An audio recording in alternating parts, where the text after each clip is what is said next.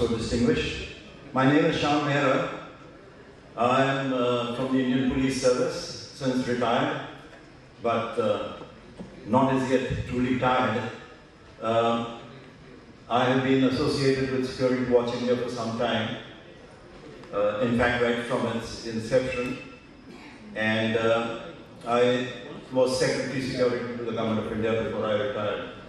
But what you're going to hear today is from people who are practitioners, who are in the field, and who sort of know the actual bricks and mortars of this edifice that we are trying to construct.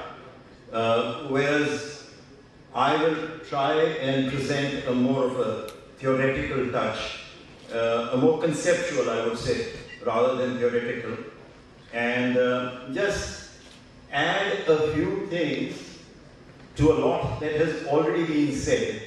I mean, there is perhaps no need for me to go back into what has already been said, because some of these sessions are in fact overlapping, but such were the contingencies that it had to be done in that manner. Now, we are covering a very wide range of topics here. It's smart security, smart policing, and how it all sort of becomes relevant to city security.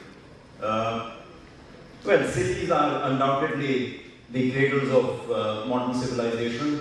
Urbanization is an inexorable process. You have heard about that this morning. According to World Population Report, 7 billion people will reside in 2% of the global urban population, of the global urban area by 2050.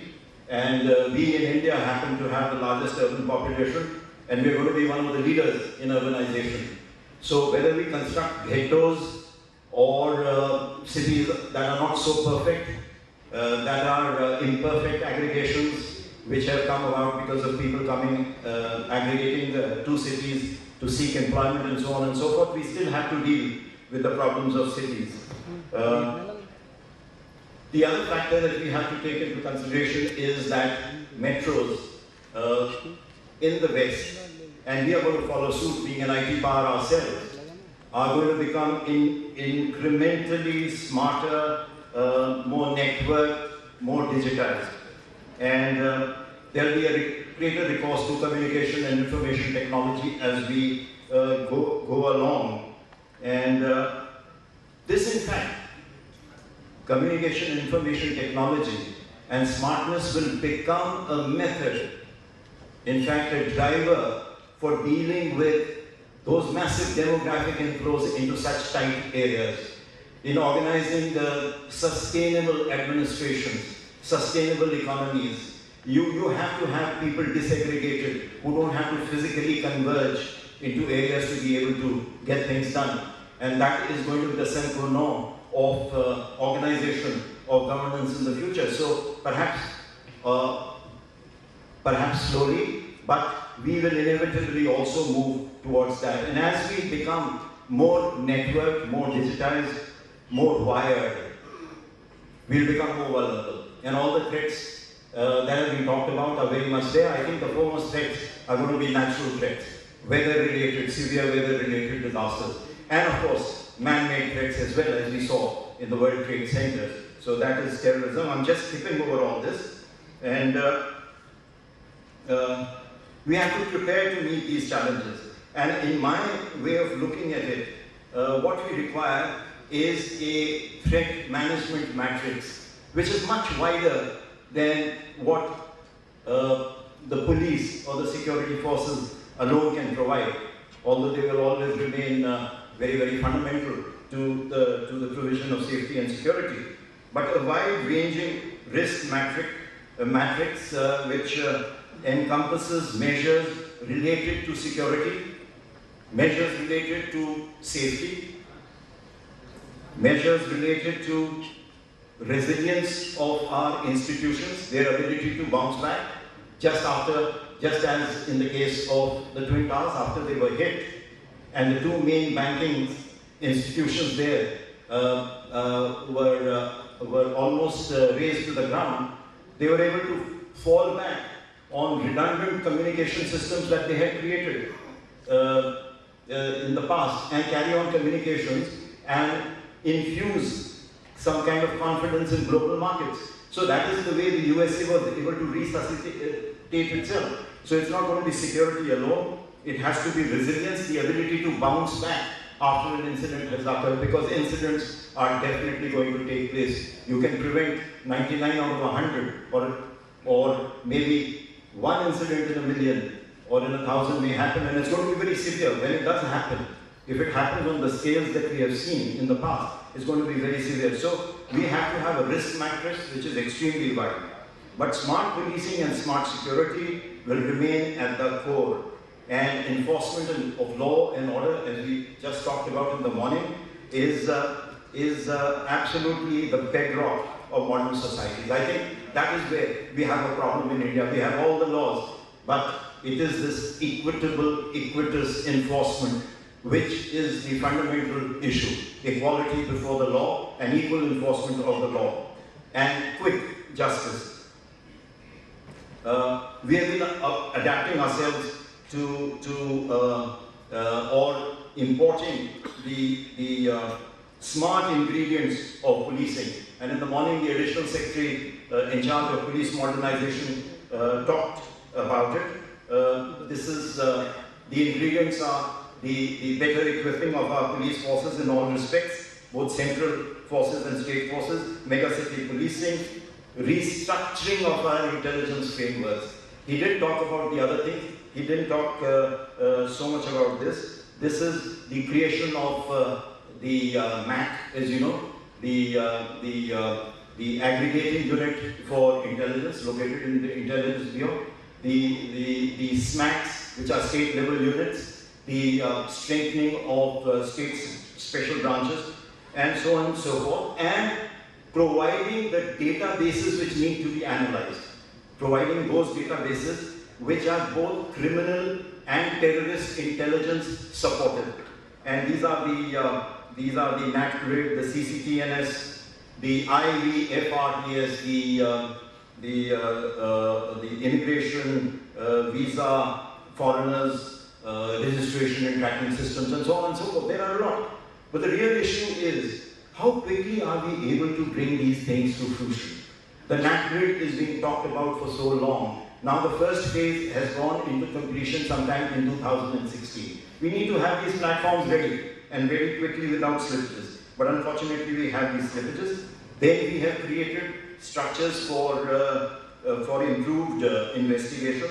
This is the National Investigation Agency, which is the national agency which has been formed.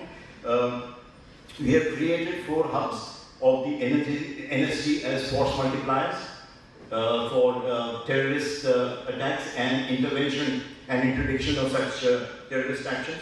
So we are doing a lot, and we are employing technology and surveillance. We have a whole set of institutions from the Bureau of Police Research and Development, research-related institutions, which are scientific, which have set scientific benchmarks in biometrics and so on and so forth. All these institutions are there to provide the backup, to create the kind of smartness that we are talking about. And but what I want to emphasize is just 2-3 points before I close, and that is smart policing goes beyond technology.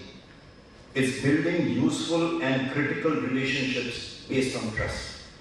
Now this is a fundamental Peelian principle, sometime articulated in the mid-19th century in London, which is the foundation of the Metropolitan Police as we know it today. This is what policing is all about: creating relationships, creating partnerships all around, within the community, with the industry, and so on and so forth, with business, or being at least a facilitator in this process and allowing the Homeland Security departments to do it, but being a facilitator. For example, London Police provides security advisors. There are over 100 of them distributed all over the UK who can identify private institutions which are of critical national importance, advise them on real-time intelligence, tell them how to safeguard their own institutions, how to create protective frameworks. There are advisors on continuity, on resilience to business, and these are all government authorities. But there is this linkage and linking with the private sector, because most of the infrastructure abroad is based in the private sector. So this is required, and incrementally, India is going to move towards the same kind of situation. For example, in 2010, when we held the Commonwealth Games, what did we tout as our greatest achievement, and where was it located? It was the Terminal 3, the international airport, the product of a private partnership. It's located in the private sector. So most of the good airports are now going to come up, the greenfield airports at least, a lot of them are going to come up in the private sector, and they're going to be state of the art. So this liaison is absolutely important. We need to think about that. Community policing is another thing which we need to institutionalize and think very seriously about. Not as a force multiplier, I don't like the term force multiplier, but as a capability or a resource augmenter. We require the people. We require their trust and we require their support, and that we can get through community policing. And we need a collaborative institutional framework. We have that in the USA. They have that in the UK. We need those institutions which can share information, which can provide guidance to the private sector, can use private sector skills and resources, and the scientific know-how, technological know-how which they may have, and integrate it into a larger national synergy, and use all national resources towards this end. So this is what we need. And really speaking, it all begins with getting the basics right. In India, we need to get the basics right. And what are the basics? The police has a lot of shortfalls. They are glaring manpower shortfalls. As it is, the ratios are poor.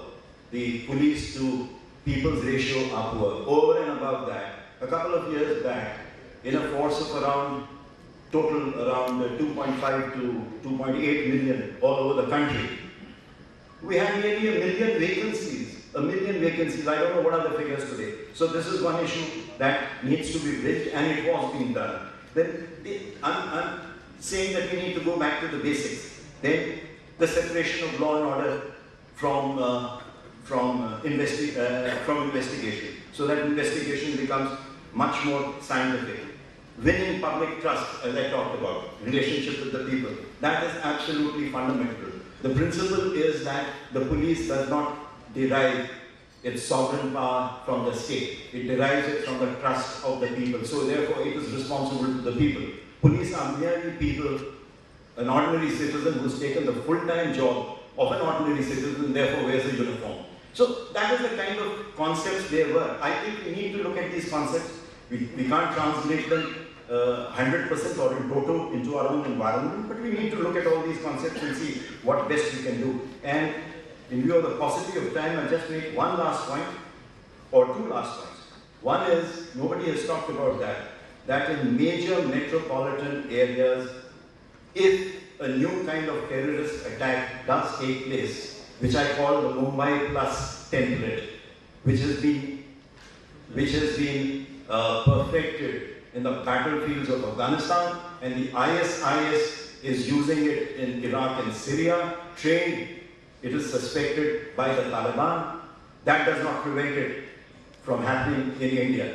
These are going to be multi-dimensional, augmented urban attacks, which will be sort of engineered with fanatical belief. They'll combine suicide and commando attributes. They'll take a special operations approach. They will adapt to and evade any kind of surveillance that you have, an intelligence operation. They'll be distributed to cause the police not to be able to respond in the traditional manner, single point, single space response. You will have 8, 10 of them together. If it does transpire, I'm saying, it's difficult. If it does transpire, and you will require a new paradigm to be able to respond to such an attack if and when it does happen, and I'm happy to say that I was talking to the Mumbai Police Commissioner, and the Mumbai Police has indeed done something to prepare to be able to meet these hard-hitting distributed attacks. And last point, while the overall security framework and safety framework is there, each little critical institution and key resource needs to protect itself. At a national level, we need a critical infrastructure protection program.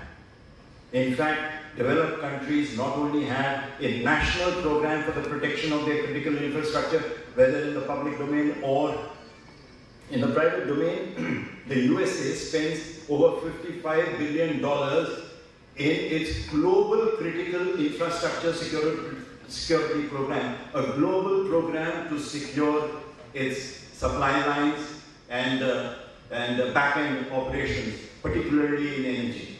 So that is the kind of thing also that we need to think of. I know that these are distant and futuristic, but I guess we need to look at them. And now I'm going to start calling on the panelists to come and speak.